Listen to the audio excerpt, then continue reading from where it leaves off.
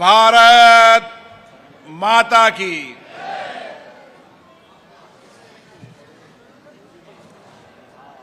इटावा की यह धरती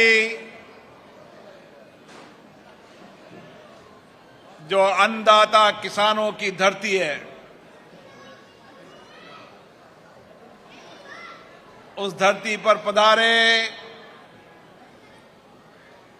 मेरे सभी किसान भाइयों, माता और बहनों, ये तेज शीतलहर, ठंडी हवाएं और उसके बावजूद भी आप इतनी बड़ी संख्या के अंदर यहां पर आए। और मैं जब सुल्तानपुर से चला तो रास्ते भर लोग थे। मैंने आग्रह भी किया कि बहुत तेज शीतलहर है। शीतलहर तो मैंने देखी है कई बार जीवन में, लेकिन एक तेज शीतलहर पहली बार ही देखी है। और दूसरी शीतलहर अभी मैं जब लंदन कॉन्फ्रेंस में गया था तो मैंने वहां भी देखी, लेकिन उससे भी तेज शीतलहर यहां देखी। और उस शीतलहर के बावजूद भी आप यहां पर आए,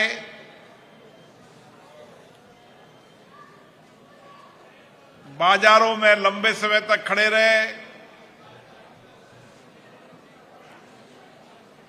आप निश्चित रहे कि देश का अन्नदाता, चाहे तपती गर्मी हो, बरसात हो, तेज शीतलहर हो, लेकिन वो हमेशा समाज और देश के लिए समर्पित रहता है। और यही कारण है कि अन्नदाता कठिन परिश्रम कर कर अन्न पैदा कर कर देश सेवा का काम करता है। उसी तरीके से हमारे देश के जवान सीमा पर खड़े होकर -10, 20, कई 20 टेम्परेचर भी किसान का बेटा देश की रक्षा के लिए खड़ा रहता है। अभी माननीय प्रधानमंत्री जी जम्मू कश्मीर गए थे तो उन्होंने कहा -6 डिग्री था वहां पर, लेकिन -6 डिग्री के बाद भी उत्साह था, उमंग था। और मैं यहां भी देख रहा हूं लोगों में उमंग है, खुशी है, आत्मविश्वास है। ये उमंग, ये खुशी, ये आत्मविश्वास हमको कार्य करने की नई प्रेरणा देता है, नई ऊर्जा देता है। मैं इटावा की धरती पर जब भी आया तो मैंने एक बात कही थी कि इस 5 साल के अंदर हम इटावा के अंदर जो 75 वर्षों से जिन बातों का आप इंतजार कर रहे थे, 75 वर्ष से आप जिन मुद्दों को, जिन विकास की बात करते थे, हमारी कोशिश है कि 5 साल के अंदर विकास के उन बुनियादी समस्याओं को समाधान करें। ये चुनाव के पहले भी मैंने कहा था और चुनाव जीतने के बाद भी मैंने कहा था कि विश्वास, भरोसा सबसे बड़ी ताकत होती है। और आपका हमारा विश्वास, भरोसा है, हमारे और आपके संबंध शंका और आशंकाओं पर नहीं है। और मैं कहता हूं कि शंका आशंकाओं को खत्म कर दो। जो बात इस मंच से बरसों से कही है, समय जरूर लग सकता है, लेकिन जो बात कही है वो पूरी होगी होगी, ये हमारा संकल्प है। क्योंकि मकर संक्रांति का यह पर्व भगवान सूर्य का उत्तरायण, प्रकृति और किसान की समृद्धि का पर्व होता है। नए संकल्प का पर्व भी होता है, नए विचारों का पर्व भी होता है। और मैं इटावा के लोगों को जानता हूं। इटावा पे अंतिम छोर पे रहने वाला व्यक्ति कोटा से 110 किलोमीटर दूर रहता है, और 110 किलोमीटर दूर रहने वाले व्यक्ति को जब कभी इलाज कराना पड़े तो 100 किलोमीटर दूर जाकर कोटा में इलाज कराना पड़ता है। मैंने इसी मंच पे कहा था कि अब इटावा के व्यक्ति का इलाज इटावा की धरती पर होगा। और मैंने उसी समय बजट में माननीय मुख्यमंत्री जी को कहा, इटावा की सबसे बड़ी समस्या मैं मानता था तो यहां पर उप जिला चिकित्सालय की आवश्यकता। मुझे आशा है अगली बार आऊंगा जब उप जिला चिकित्सालय का काम भी शुरू हो जाएगा, और मेरी कोशिश रहेगी कि 2 से 2.5 साल के अंदर इस अस्पताल को शुरू किया जाए और साथ में ट्रॉमा हॉस्पिटल को भी शुरू किया जाए, ताकि इमरजेंसी की सुविधा भी मिले और आवश्यक सुविधाएं जो जिला अस्पताल की सुविधाएं वो इटावा के लोगों को मिले। और इसी इटावा पे एक बात और मैं कह के गया था कि इटावा के लोगों को, अभी राम गोपाल जी बता रहे थे कि आज शीतलहर इतनी तेज थी कि मार्केट खाली था। मैं आया जब तो मार्केट भरा हुआ था कार्यकर्ताओं से, लेकिन जब राम गोपाल जी आए होंगे इतनी शीतलहर तेज है। वो कह रहे थे हम जाते हैं इटावा में तो हमें आवागमन में सुविधा होती है, असुविधा होती है। तो राम गोपाल जी अब अगली बार आओगे तो आपको इटावा का बाईपास भी मिलेगा, उसका निर्माण का कार्य भी शुरू हो जाएगा। ये किसान जो उपज लेकर उसको 100-150 किलोमीटर दूर जाना पड़ता है। अगर खातौली से आगे चले जाए तो 100 किलोमीटर पड़ता है, और इटावा के आसपास चल जाए तो 70 किलोमीटर चलता है। मैंने इसी मंडी प्रांगण से कहा था कि इस मंडी का इतना विस्तार किया जाएगा कि किसान इटावा की मंडी में और खातौली की मंडी में ही अपना अनाज बेच दे, और जो कोटा मंडी का भाव है वो इटावा के अंदर मंडी का भाव मिले, ताकि 70-100 किलोमीटर किसान को ट्रैक्टर से माल लेकर जाना न पड़े। क्योंकि एक बार किसान ट्रैक्टर से माल लेकर जाता है तो ट्रैक्टर का किराया लगता है, उसको इंतजार करना पड़ता है।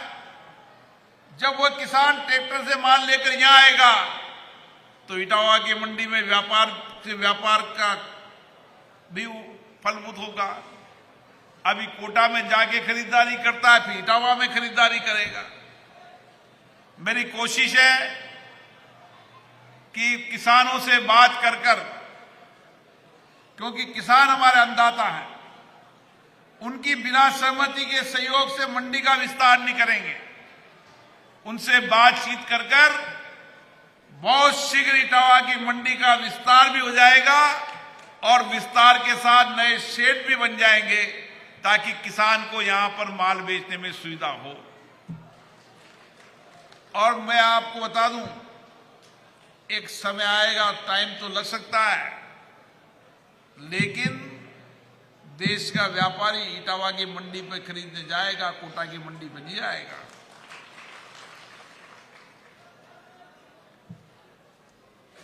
ऐसे बहुत सारे विषय थे।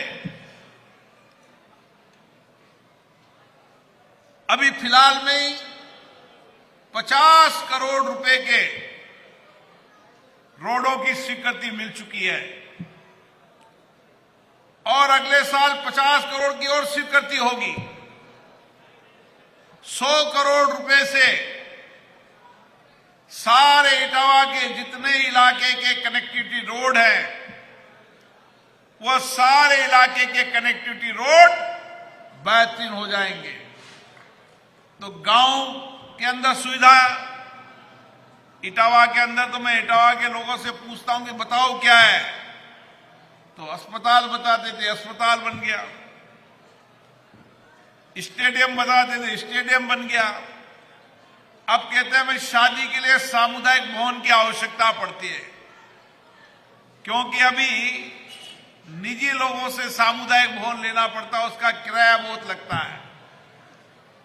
आने वाले समय के अंदर इटावा के अंदर 1 करोड़ रुपए की लागत से सामुदायिक भवन बनेगा और खातौली में भी 50 लाख की लागत से सामुदायिक भवन बनेगा, ताकि आसपास के गांव खातौली चल जाए और इससे अंदर के लोग इटावा चले जाएं। और सुल्तानपुर का 1 करोड़ रुपए का काम सामुदायिक भवन का शुरू हो गया है। हमारी योजना यह रहती है कि जो 5-5, 10-10 गांव पंचायत के जो सेंटर हैं, उन सेंटर पर गांव के लोग आता है, वहां मंडी हो, चिकित्सालय हो, कॉलेज हो, ITI कॉलेज हो, ऐसे जितनी भी मूलभूत सुविधाएं हैं, उन सुविधाओं को हम पहले ब्लॉक लेवल पर और हर पंचायत के अंदर आने वाले समय हमारी योजना है कि हर पंचायत पर एक डिस्पेंसरी जरूर बनाएंगे और बड़े गांव में उस स्वास्थ्य केंद्र बनाएंगे, ताकि हर व्यक्ति को पंचायत हेडक्वार्टर पर ही इलाज की सारी सुविधाएं मिल जाए। और बाकी हर गांव के अंदर, छोटे गांव में चल चिकित्सालय जाता है, जो गांव के अंदर ही जाके लोगों का इलाज करता है। हम चाहते हैं कि इटावा के अंदर, इटावा के गांव के अंदर लोगों के इलाज की व्यवस्था हो, घर से नजदीक इलाज की व्यवस्था हो, क्योंकि गांव में कई बार कोशिश करने के बाद भी जब तक व्यक्ति गंभीर बीमार नहीं हो जाता, जब तक अस्पताल दिखाने नहीं जाता। अगर प्राथमिक स्वास्थ्य केंद्र होगा, डिस्पेंसरी होगी, जिला अस्पताल होगा, तो चलो इटावा जा रहे हैं, थोड़ा चेक करा ले, दिखा ले। और इसीलिए व्यक्ति के जीवन में 2 बड़ी बातें होती हैं, उसके लिए स्वस्थ रहना और अपने बेटे बेटी को शिक्षित बनाना। और इसके लिए आने वाले समय के अंदर इसी इटावा के अंदर इटावा का नौजवान देश और दुनिया की पढ़ाई को प्रतिस्पर्धा से पास कर सके, क्योंकि मैं देखता हूं कि भी इटावा के लोग ना IAS बनते, ना RS बनते हैं। और इसीलिए इटावा के अंदर एक डिजिटल लाइब्रेरी होगी, जिसमें देश और दुनिया की पढ़ाई वह इटावा के अंदर आकर कर सके। और इसी तरीके से आने वाले समय में सभी हाई सेकेंडरी स्कूल और तीसरे चरण के अंदर हर मिडिल स्कूल के अंदर कंप्यूटर सिखाने के सिस्टम को डेवलप कर देंगे, ताकि गांव के अंदर बैठकर कंप्यूटर सीख सके, क्योंकि बिना डिजिटल के वो देश और दुनिया में प्रतिस्पर्धा नहीं कर पाएगा। इसलिए उसको अच्छी शिक्षा मिले, गुणवत्तापूर्ण शिक्षा मिले, उसको अच्छा स्वास्थ्य मिले, यह हमारी प्राथमिक आवश्यकता है।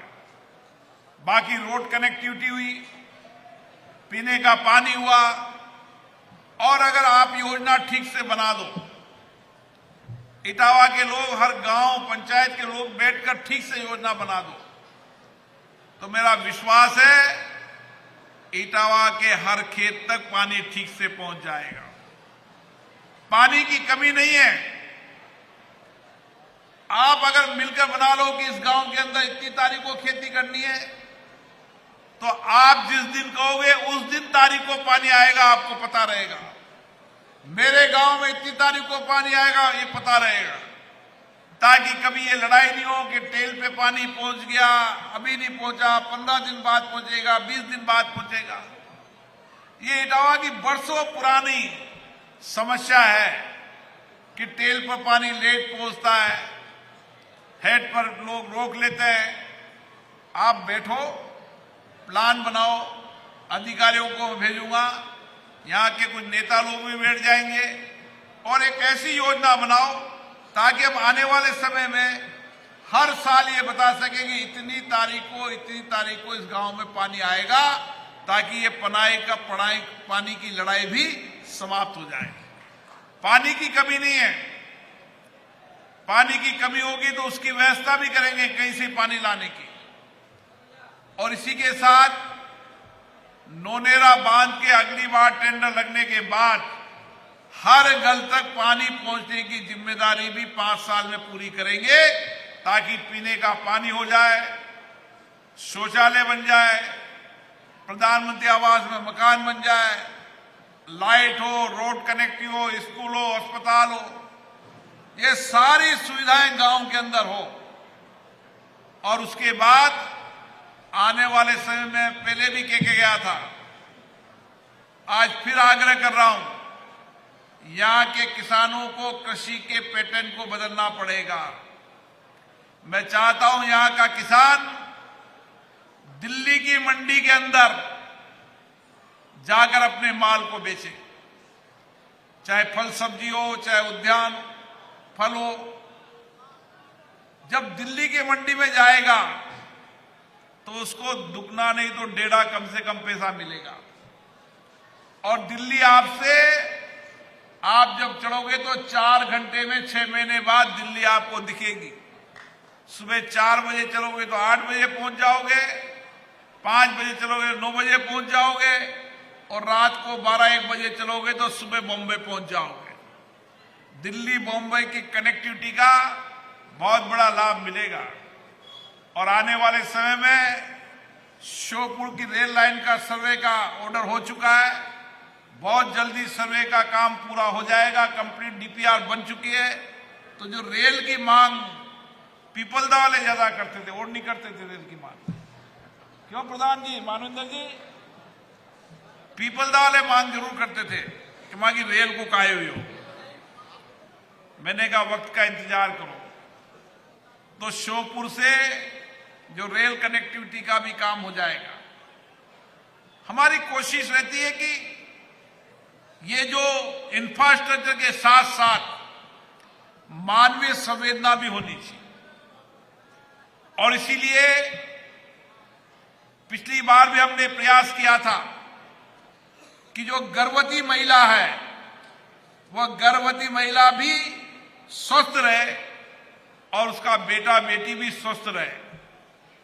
और मैं आप कह सकता हूं कि 15,000 महिलाओं को 1 लाख से ज्यादा किट बांटने के बाद 15,000 महिलाएं भी स्वस्थ रही और उनका बेटा बेटी भी स्वस्थ रहा। ये हमारा संकल्प था जो पूरा हुआ। और इस बार हमारा प्रयास है कि कोटा बूंदी संसदीय क्षेत्र के अंदर हर मां बहन जो मां बनने वाली है, उसके पौष्टिक के अंदर कोई आहार के अंदर कमी नहीं आए। जो गरीब है, वंचित है, जो मजदूरी करने के बाद भी 2 टाइम की रोटी का इंतजाम नहीं कर पा रही, और मां में संवेदना होती है, अगर कोई इंतजाम भी होता है तो पति बच्चों को खिला देती है, खुद भूखी रहती है।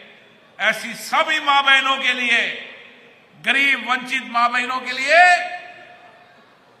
9 महीने और 1 महीना बच्चा होने के बाद 10 महीने तक उनको बहुत पौष्टिक आहार दिया जाएगा। और हर महीने उनकी निःशुल्क जांच होगी, जहां खून की आवश्यकता होगी खून, और जहां विटामिन की आवश्यकता है विटामिन, ताकि बच्चा और बच्चे की मां दोनों स्वस्थ रहे। हमारा एक ही प्रयास रहता है कि गांव का गरीब वंचित व्यक्ति, जो सबसे वंचित गरीब है, उसके जीवन को कैसे बदल सकते हैं, उसके जीवन में हम कैसे सहयोगी के रूप में उसके साथ खड़े हो सकते हैं। और इसीलिए हर गरीब वंचित व्यक्ति के जीवन को बदलना हमारी जिम्मेदारी है। इसलिए मैं गांव-गांव में लोगों से कहता हूं, गांव में सामाजिक कार्यकर्ता तैयार होना चाहिए। गांव में कोई गरीब है, वंचित है, ऐसे हम सर्वे करा रहे हैं। हर गांव के अंदर जो गरीब वंचित व्यक्ति है, जिसको खाद्य सुरक्षा का लाभ नहीं मिल रहा, आने वाले समय में ऐसे गरीब वंचित व्यक्ति जो खाद्य सुरक्षा के पात्र हैं, लेकिन खाद्य सुरक्षा पात्र होने के बाद भी उनको लाभ नहीं मिला 5 साल, अब उनको सभी खाद्य सुरक्षा के पात्र व्यक्तियों को लाभ मिलेगा। जिन वृद्ध विधवा पेंशन है, उनकी सबकी पेंशन इस 6 महीने के अंदर सर्वे करने के बाद हमारा कार्यकर्ता घर पे जाएगा, उसका फॉर्म भरेगा और 15 दिन में उस महिला की वृद्ध हो, विधवा हो, परित्याग्य हो, पालनहार योजना हो, सबका लाभ उनको मिलेगा। ऐसे जीवन का गरीबों का जीवन बदलेगा। हर सामाजिक योजनाओं से वंचित व्यक्तियों को किस तरीके से लाभ मिल सकता है, इसका सर्वे कराया जा रहा है। आपके घर पर दस्तक देंगे, फॉर्म भराएंगे और आपको जो कोई भी तकलीफ। और इसी तरीके से प्रधानमंत्री आवास का पोर्टल भी खुल चुका है। मैं आप सबसे आग्रह करता हूं, जो प्रधानमंत्री आवास से वंचित लोग हैं, वह पूरी प्रक्रिया पूरी कर अपने पोर्टल पर नियम कानून समझकर उस पर पोर्टल पर चढ़ा दे, ताकि आने वाले समय के अंदर प्रधानमंत्री आवास से वंचित लोगों को भी प्रधानमंत्री आवास मिल सके। मैं आपको यही आग्रह करता हूं कि हम आपके साथ हैं। आप विश्वास भरोसा रखें। चुनाव आते जाते रहते हैं, अब चुनाव भी नहीं है, लेकिन फिर भी मेरी जिम्मेदारी बन जाती है कि जिस विश्वास के साथ, जिस भरोसे के साथ आपने मुझे हमेशा चुनकर भेजा है, मैं आपके विश्वास भरोसे को और मजबूत करूं। आपके हमारे संबंध मजबूत होना चाहिए। और इसीलिए मैं बार बार कहता हूं, इटावा से दिल्ली तक आपकी ये देश आपका है। कोई भी संकट हो, कोई भी मुसीबत हो, कोई भी आपदा हो, हर आपदा संकट मुसीबत में हम आपके साथ खड़े हैं। हम चाहते हैं हर व्यक्ति को भरोसा होना चाहिए। कोई समस्या आ गई, कठिनाई आ गई, कोई तकलीफ आ गई, तो बिरला जी है, हमारी समस्या, कठिनाई का, तकलीफ का समाधान कर देंगे। क्योंकि गरीब व्यक्ति को इलाज कराने जाता है, कभी धन का अभाव होता है, कभी दवा के पैसे नहीं होते, कभी खून नहीं मिलता, तो हमने जिला अस्पताल के अंदर भी लोगों को लगाया। हर बेड पर जाकर वह लोगों से मिलते हैं और कोई तकलीफ हो तो पूछते हैं, ताकि दूर दराज से गांव आने वाले व्यक्ति को भी अस्पताल में इलाज भी हो और धन का अभाव हो तो उसकी आर्थिक व्यवस्था भी हो और दवा की आवश्यकता हो तो दवा भी मिले। ये हमारी जिम्मेदारी है। और इसीलिए मैं आपसे निश्चित रूप से ये मानकर चलिए, आने वाले समय के अंदर चाहे गांव हो चाहे शहर हो, हर तरीके से आम व्यक्ति को सुविधा मिले। इटावा, खातौली, अयाना, ऐसे जितने बड़े कस्बे हैं, उन कस्बों में सब में मूलभूत सुविधाएं मिलेगी। अभी मैं आ रहा था तो जिस चौराहे पर खड़ा होता हूं, उस चौराहे पर बाबा साहब अम्बेडकर जी की मूर्ति लगी हुई है। और मैं जब भी आता हूं देखता हूं बाबा साहब की, अम्बेडकर जी की मूर्ति को बहुत साल हो गए। अब मैं चेयरमैन साहब से कहूंगा कि वो बाबा साहब अम्बेडकर जी का नीचे का स्थल तैयार करें। बाबा साहब अम्बेडकर की सबसे बढ़िया मूर्ति यहां पर लगाएंगे, ताकि बाबा साहब अम्बेडकर ने वंचित गरीब व्यक्तियों के उत्थान के लिए जो काम किया वो हम सबको प्रेरणा देते रहे। कि दूर दराज के गांव में रहने वाला व्यक्ति किस तरीके से भारत के संविधान को बनाकर उन्होंने समता और न्याय की बात की थी। उन्होंने किस तरीके से पिछड़े गरीब की जिंदगियों को परिवर्तन करने के लिए संविधान में व्यवस्था की थी। ऐसे बाबा साहब अम्बेडकर की मूर्ति आने वाले हर नौजवान को प्रेरणा देगी कि मैं भी बाबा साहब अम्बेडकर की तरह देश और राष्ट्र की सेवा के लिए हमेशा खड़ा रहूं। आप सभी को इस, क्योंकि ठंड बढ़ गई, गांव में भी जाना है, इसलिए हमारे नेताओं से मैंने कहा कि अब अगली बार आप अपनी बात कहना, क्योंकि गांव में जाते जाते आपको भी 8-9 बज जाएगी। पुनः आपका प्यार, आपका स्नेह, आपका आशीर्वाद, बहुत सारे काम है, मैं एक एक की लिस्ट को बताऊंगा तो बहुत सारे काम है, लेकिन कामों की चिंता छोड़ दो। आप जो भी कागज देते हो ना, वो कागज आज नहीं होगा, कल होगा, कल नहीं परसों होगा, समय जरूर लग सकता है लेकिन होगा जरूर। मैं पहले हमेशा एक ही बात कहता हूं, कोई काम मैंने कहा 8 साल पहले तो 8 साल बाद हुआ, लेकिन हुआ जरूर। समय जरूर लग सकता है लेकिन काम जरूर होगा, क्योंकि जो बजट जितना होता है उस बजट के अनुसार काम होता है। सारा बजट अगर कोटा बूंदी में लगा दूंगा तो लोग कहेंगे बिरला जी ने अपने यहाँ सारा बजट लगा दिया, तो भी न्यायपूर्ण मेरे लिए नहीं है। निश्चित हो आपकी जो मूलभूत सुविधाएं, उन सुविधाओं से कोई वंचित रहेगा। आप सबको बहुत बहुत धन्यवाद।